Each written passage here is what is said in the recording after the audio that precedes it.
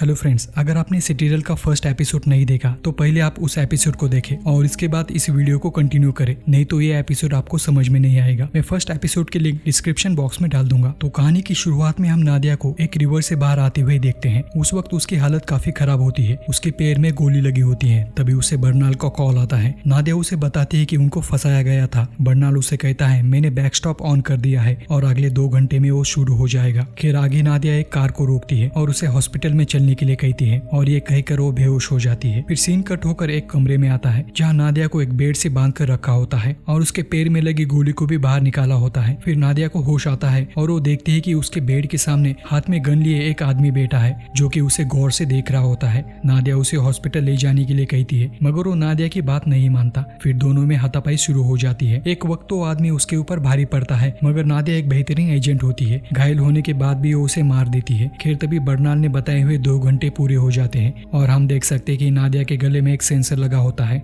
जो चमकने लगता है और उसे एक आवाज सुनाई देती है, डिलीटिंग मेमोरी, यानी उसकी जिंदगी की सारी यादें मिटने वाली थी। नादिया तुरंत एक पेन उठाकर अपने हाथ पर कुछ लिखती है और वो बेहोश हो जाती है। थोड़ी देर के बाद उसे फिर से होश आता है। उस वक्त उसकी याददाश्त जा चुकी होती है। फिर वो उसके हाथ को देखती है जिस पर लिखा होता है गो टू वेलेंसिया। फिर नादिया अपना पासपोर्ट लेकर वहाँ से चली जाती है। आगे सीन चेंज होकर 8 साल बाद योंगमिंग में आता है जहाँ मेंसन की वाइफ एबी उससे पूछती है तुम जासूस कैसे हो सकती हो, तुम एक कॉकरोच को मारने से पहले 10 बार सोचते हो सकता है बर्नार्ड ने तुम्हें जो वीडियो दिखाई थी वो नकली हो। मगर मेंसन को बर्नार्ड की बातों पर यकीन होता है। यहाँ दूसरी तरफ बर्नार्ड जो से कहता है हमें मेंसन को सब सच बताना चाहिए मगर जो उसे ऐसा करने से मना करती है। आगे मेंसन अपनी फैमिली को अलविदा कर बर्नार्ड के साथ चला जाता है। फिर सीन शिफ्ट होकर न्यूयॉर्क के एक मेट्रिकॉर बिल्डिंग में आता है। बर्नार्ड मेंसन से कहता है तुम्हें इस बिल्डिंग के टॉप फ्लोर में जाकर यक्स केस को सही सलामत लेकर आना है। मैंने वहाँ की सिक्योरिटी हैक कर ली है और तुम्हारी एक नकली आईडी बना दी है। यहाँ दूसरी तरफ डेविड ने उस यक्स केस के 5 लॉक ओपन कर दिए होते हैं, अभी उसे सिर्फ 2 लॉक ओपन करने हैं। फिर मेंसन उस लैब में जाने लगता है। बर्नाल उसकी वैन में बैठकर उसे गाइड कर रहा होता है। तभी वहाँ पे एक सिक्योरिटी गार्ड आकर उसे वहाँ से जाने के लिए कहता है।